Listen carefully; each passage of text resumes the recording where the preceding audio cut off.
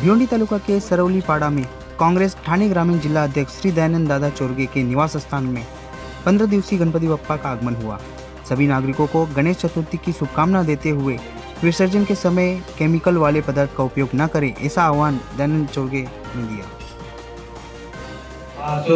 मूर्तिषु प्राण प्रतिष्ठापने विनियोगः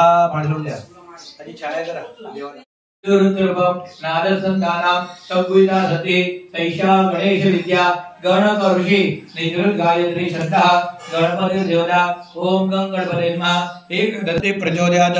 सर्वप्रथम महाराष्ट्रातील सर्व जनतेला, जिल्ह्यातील व माझ्या सर्व तालुक्यातील सर्व नागरिकांना आज गणेश चतुर्थीच्या मनापासून शुभेच्छा देतो।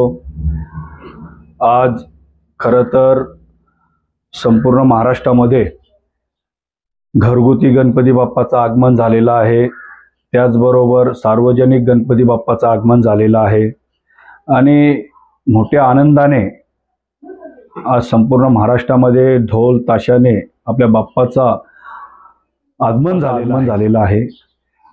माझ्या घरी माझे वडील स्वर्गीय मोतीराम चोरगे यांच्या जन्मापासून माझ्या घरी गणपतीचा प्राणप्रतिष्ठा असतो आणि आज माझ्या घरी गणपती बाप्पाचं आगमन झालेलं आहे।